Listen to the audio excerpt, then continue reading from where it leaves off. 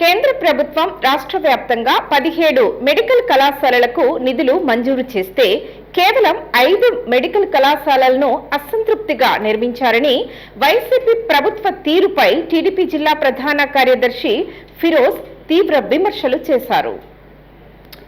Nandyal TDP party కార్యాలయం నందు TDP జిల్లా ప్రధాన కార్యదర్శి ఫిరోజ్, రాష్ట్ర కార్యదర్శి వెదుర్ల రామచంద్రరావు విలేకరుల సమావేశం నిర్వహించారు. సమావేశంలో పలువురు టీడీపీ కౌన్సిలర్లు, నాయకులు పాల్గొన్నారు.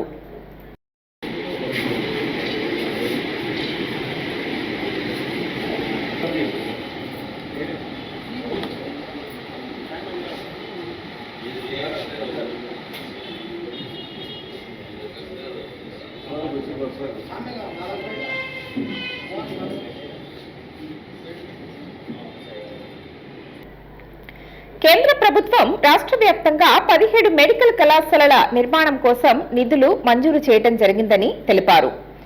వేలాది కోట్ల రూపాయలు తీసుకుని కేవలం 5 కళాశాలలను మాత్రమే అసంపూర్తిగా నిర్మించడం జరిగిందని ఘాటైన విమర్శలు చేశారు.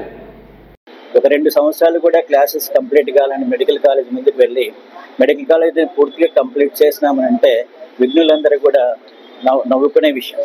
మరి విజ్ఞానవంతుడు అనుకునే నాయకుడు అలాగా ప్రవర్తించడం ఇంకా కూడా హాస్యాస్పదమైన విషయంగా మనం గమనించాలి. రెండో విషయం మనం గమనిస్తే అక్కడ ఇప్పుడే శ్యామ్ చెప్పారు. సో విద్యార్థులకు ఎగ్జామినేషన్ జరుగుతున్నాయి. మెడికల్ కాలేజ్ ఎగ్జామినేషన్స్ అంటే పిల్లలు చాలా స్ట్రెస్, టెన్షన్తో ఉంటారు. అటువంటి సందర్భంలో వెళ్ళి ఆయన రాజకీయ బెనిఫిట్స్ కొరకు లేదా నేను ఇది కంప్లీట్ చేసిన చెప్పుకోవడం కొరకు, గొప్పలు చెప్పుకోవడం కొరకు ప్రవర్తించడం అనేది చాలా బాధాకరమైన విషయము. విద్యార్థులందరూ కూడా ఆ రోజు చాలా బాధపడి ఉంటారు, చాలా భయపడి ఉంటారు. మెడికల్ కళాశాలల విద్యార్థులు పరీక్ష రాసే సమయంలో కళాశాల వద్దకు వెళ్లి ప్రెస్ మీట్ పెట్టడంపై తీవ్ర ఆగ్రహం వ్యక్తం చేశారు.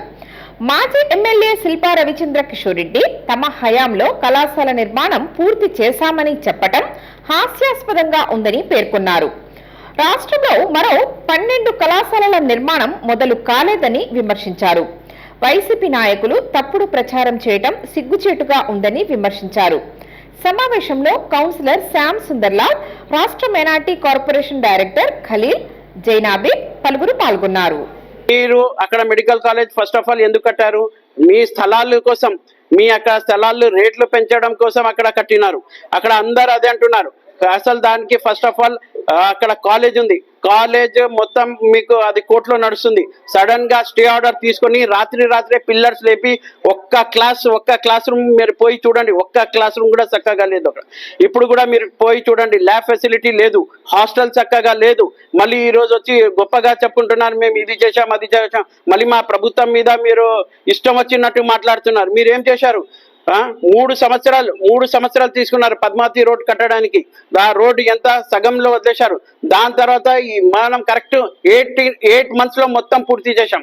అంటే అభివృద్ధి మీరు చేసింది ఏం లేదు. అభివృద్ధి మీరు వదిలేస్తే కూడా అభివృద్ధి మేము కంటిన్యూ చేశాం. సీఎం గారు హామీ ఇచ్చినారు, కంపల్సరీ ఈ మెడికల్ కాలేజ్ వర్క్ అంతా పూర్తి చేస్తాం మేమంతా. ఇంకొకటి ఏమంటే మీరు వచ్చి ఏమన్నారు, ఇంకొకటి నందమూరి నగర్ రోడ్డు 100% రేపు ఎల్లుండో వర్క్ కూడా స్టార్ట్ అవుతుంది. ఎందుకంటే ఆ రోడ్డు మీద ఇప్పటి నుంచి కాదు, మేము మా గవర్నమెంట్ వచ్చినప్పటి నుంచి దాని మీద దృష్టి పెట్టినాం. కంపల్సరీ ఆ వర్క్ స్టార్ట్ అవుతుంది. ఖచ్చితంగా మేము ఏం ప్రామిసెస్ చేశామో నంద్యాలలో ఎలక్షన్స్ అప్పుడు ఖచ్చితంగా ప్రామిసెస్ మేము పూర్తి చేస్తాం.